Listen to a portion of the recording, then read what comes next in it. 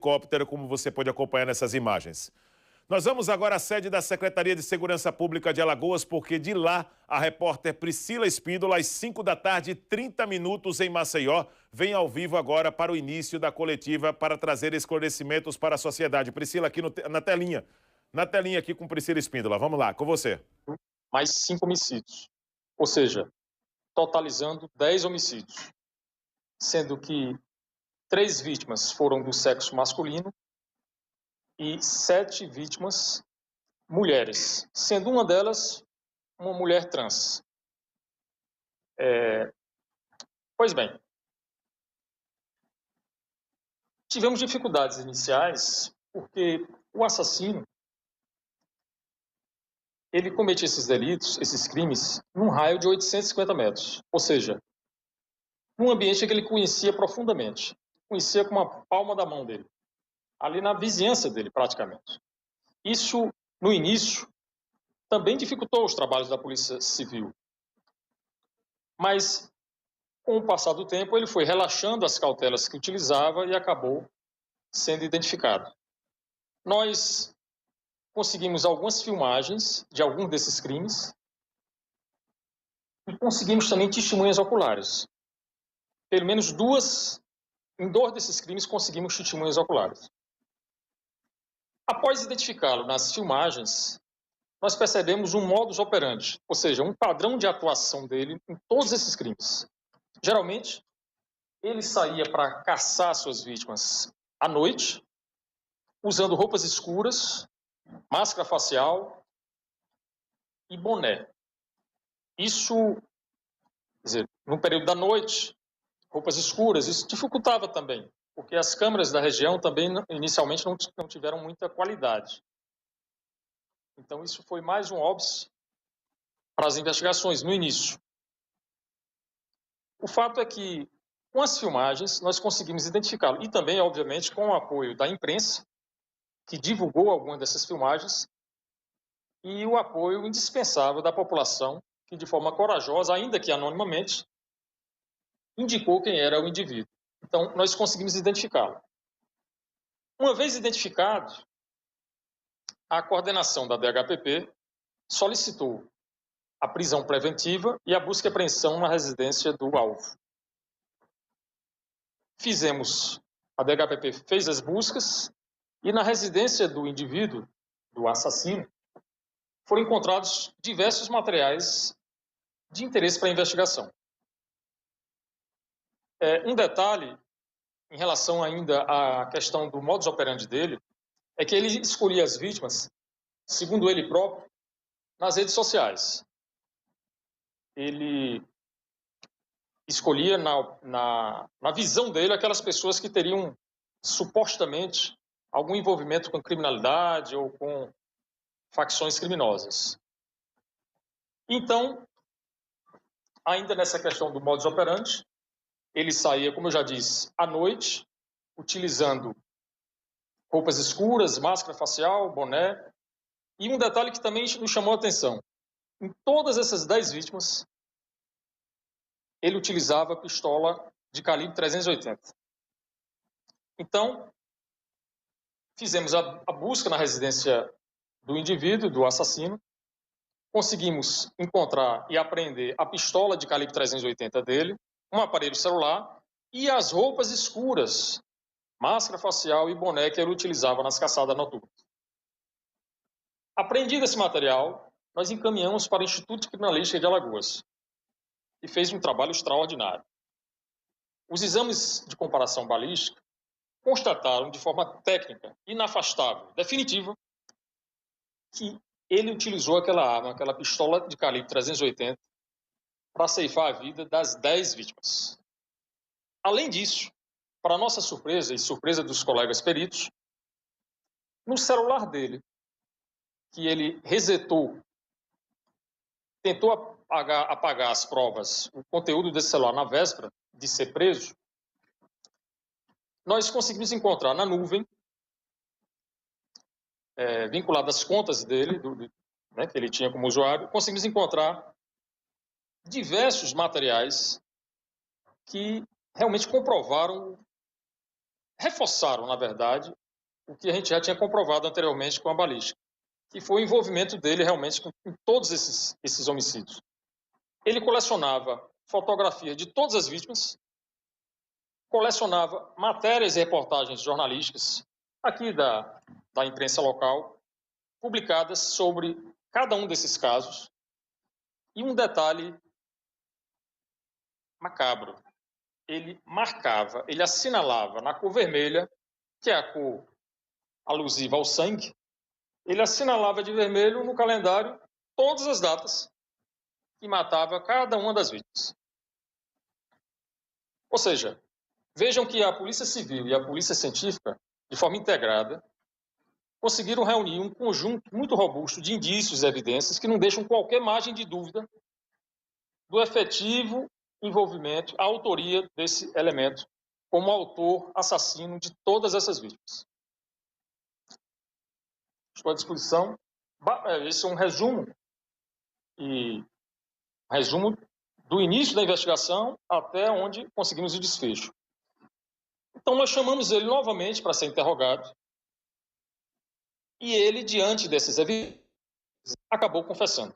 Mas ele não confessou todos os crimes. Ele confessou 8 dos homicídios que ele praticou.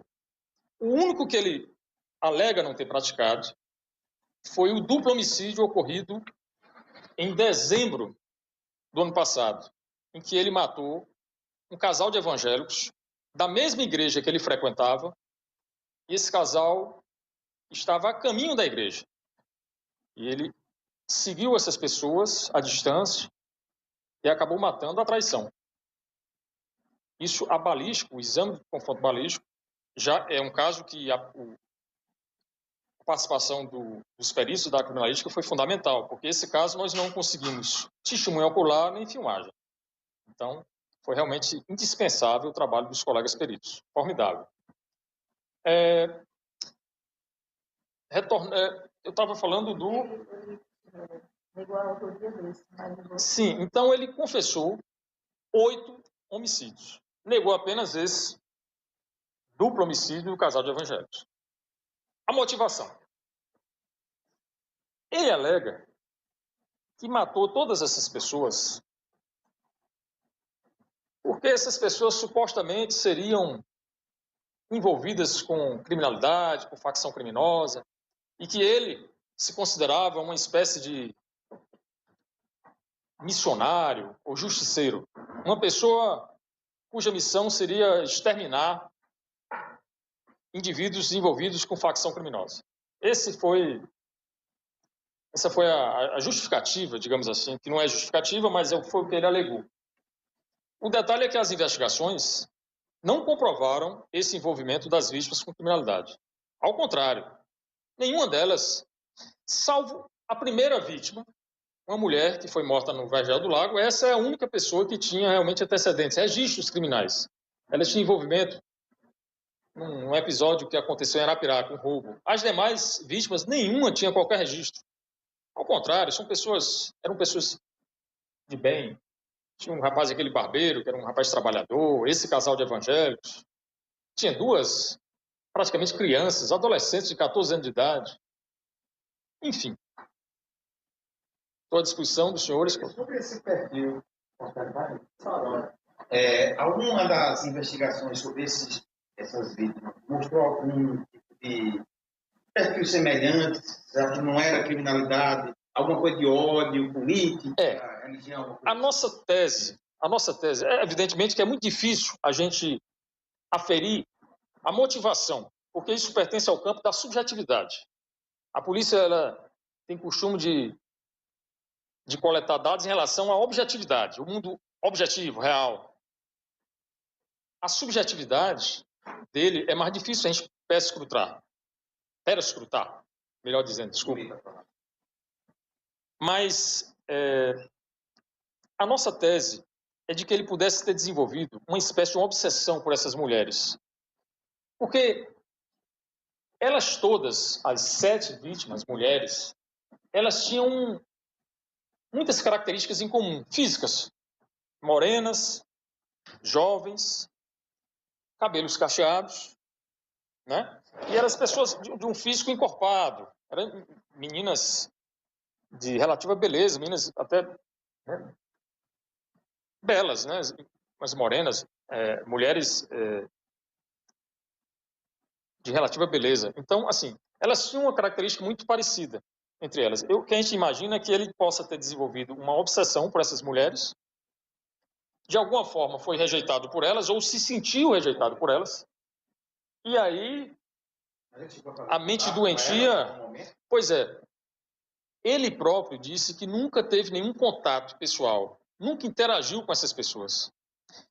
Esse também foi um fator que dificultou um pouco as nossas investigações no início, porque os próprios familiares ficaram sem entender aquelas ocorrências. Não eram pessoas ligadas à criminalidade, nunca tinham tido desavenças sérias que pudessem levar a isso. Mas, respondendo a sua pergunta de forma objetiva, ele não teve nenhum contato pessoal com elas. Algum crime de estado por parte dele? Olha que interessante. Uma das vítimas do sexo masculino, eu posso dizer o nome, não, é bom não falar o nome, mas as vítimas do sexo masculino provavelmente tenham sido mortas. Essa é uma tese nossa. Ele disse que matou essas pessoas, todas elas, porque tinham envolvimento com criminalidade, com facção criminosa. Mas a nossa tese é de que ele desenvolveu uma obsessão por essas mulheres. Em relação aos homens, é curioso o fato de que as 3 esposas, as 3 mulheres ou namoradas, companheiras, que tinham relação com esses indivíduos do sexo masculino que foram mortos, eram extremamente parecidas fisicamente com as demais 7 vítimas. Ou seja, é possível que ele tenha matado os maridos por causa das mulheres. Você considera também crimes de conotação sexual, delegado? Nada de concreto nas investigações apontou para isso, porque ele não teve nenhum contato direto com elas. Ele não praticou sexo com nenhuma delas. Nem tentou nada? Assim. Não. Foi direto para matar? Todos os casos? Todos os casos. Dos materiais que vocês encontraram digitais dele, celulares, computadores, tinha conteúdo também de cunho sexual? Tinha. Assim, ele tinha muitas pastas, muitos arquivos. Pornografia,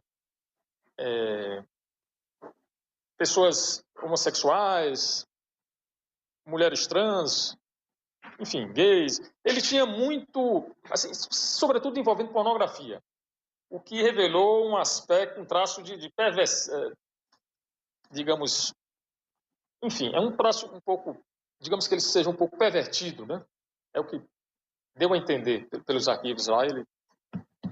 O delegado, outros que disseram aberto, né? Outros já se sabe mais ou menos quais crimes poderiam estar associados a... Esses crimes que eu mencionei, esses 10 homicídios, foram praticados em 2023 e 2024, a partir do dia 29 de outubro de 2023. Matou uma pessoa, uma mulher. Em dezembro, matou 4 pessoas. Em janeiro de 2024, matou um rapaz. Em junho, matou 2 vítimas. E em agosto, mais 2. Total 10. Nós já estamos realmente com a tendência de reabrir alguns casos ocorridos em 2019 e 2020. A doutora Tassiana ainda está avaliando, ela talvez fale mais sobre isso. E muito possivelmente a gente vai estar reabrindo esses dias alguns casos de 2019 e 2020. Porque nós já encontramos, na verdade, alguns indícios do efetivo envolvimento dele. Mas é isso, a gente vai... A doutora Tassiana talvez fale melhor que eu sobre isso, e a gente talvez fale num segundo momento, até para não atrapalhar ainda as investigações em relação a esses casos. Porque tem que ser analisados ainda cada um com muita calma, com muita profundidade.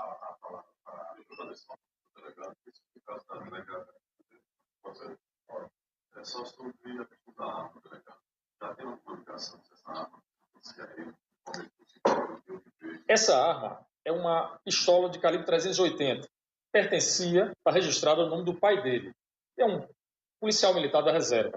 Ele, é bom que se diga, ele trabalhou durante mais de uma década no sistema prisional, como agente penitenciário. Está afastado desde 2020, porque supostamente sofreu um acidente de moto. Isso a gente ainda está averiguando a veracidade desse fato. Mas consta um BO desse acidente. Então a arma pertencia ao pai dele, que inclusive também foi indiciado pelo fato de supostamente ter entregue a arma a ele.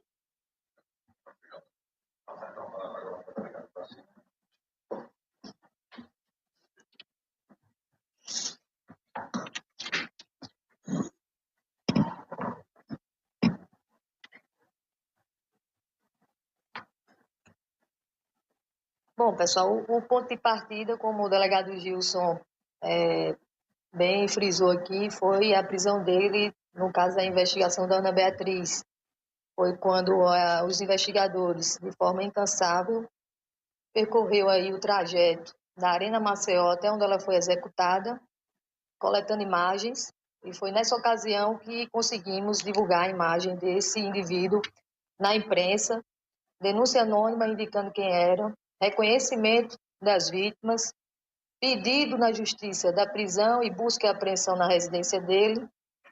Conseguimos, com êxito, realizar a prisão e apreender a arma do crime, celular e outros materiais de interesse da investigação. E estamos aqui hoje, né, é um destaque no nosso estado, né, esse trabalho integrado da Polícia Civil por meio da DHPP com a Polícia Científica, de tirar um elemento altamente perigoso. Todos esses crimes tiveram repercussão aqui na localidade, praticamente todos, né? O caso da Ana Clara, da Ana Beatriz, do Emerson, do casal, do evangélico, né? A Débora e o Joleno, enfim, todos esses crimes tiveram repercussão aqui e foram elucidados a possibilidade desse indivíduo ter envolvimento em outros homicídios, né, aqui. Também na parte alta, vamos reavaliar a situação dos inquéritos 2019-2020 para tentar aí reabrir esses casos e também conseguir elucidar. É um indivíduo muito perigoso e graças a essa integração conseguimos tirar ele de circulação. Sabe quantos crimes estariam? E uma dúvida, por que essa lacuna de 21 e 22? Já estão 19 crimes. Por que não teria cometido isso? Isso a gente vai avaliar também, né? O que é que acontece? Na época de 2019, 2020, ele morava na parte alta, né? Então, ele veio morar na parte baixa, na casa do pai, né? Na metade de 2020. Né? Então, há alguns elementos, né, informações de que ele teria envolvimento em alguns homicídios na parte alta. Mas, como o delegado Gilson frisou também, ainda vai correr em segredo de justiça isso, né, justamente para não atrapalhar o andamento da investigação. A gente vai ler os inquéritos e ver o que é que está faltando, e, enfim, trabalhar nesses inquéritos para a gente... em torno de uns 8. Todos eles suspeitos? Sim, em torno de 8. Mas é isso. Então foi um trabalho conjunto que culminou aí na prisão desse indivíduo, né? Muito perigoso. E a segurança pública só tem a ganhar com essa prisão e essa elucidação desse serial killer. O delegado falou sobre esses outros crimes que vão ser apurados, vão ser investigados. Vocês podem falar que tipo de indício está falando?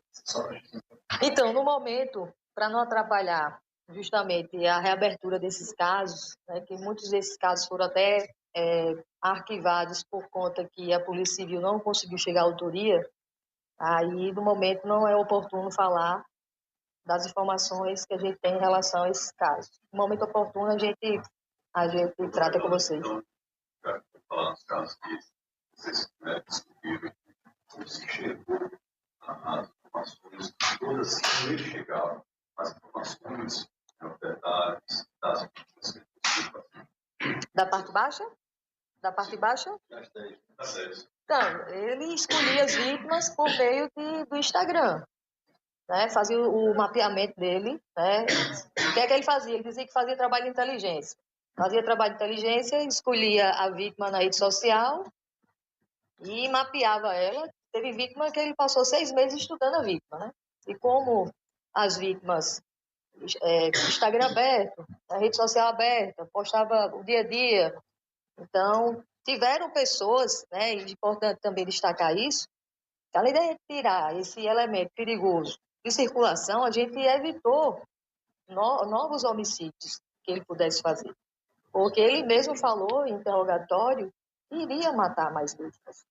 E durante a extração do aparelho telefônico por parte da polícia científica, a foto de pessoas que estão vivas, que possivelmente poderia ser vítima dele no futuro, né? Então, assim, toda a ele repercussão justamente dessa escolhia as entrevista coletiva que ocorre neste exato momento na sede da Secretaria de Segurança Pública, com a justiça, claro, obviamente, sendo feita porque a polícia tem trabalhado para tirar todos esses elementos de circulação. E no caso do serial killer, cada etapa que foi investigado para poder chegar, apontar até o Albino, que é o serial killer, como participou desses crimes, pelo menos 8, e a polícia investiga outros 2 casos em que ele teria uma correlação, como já foi colocado pelos delegados, você vai ter no portal gazetaweb.com. O nosso repórter Rogério Costa também conversou com o secretário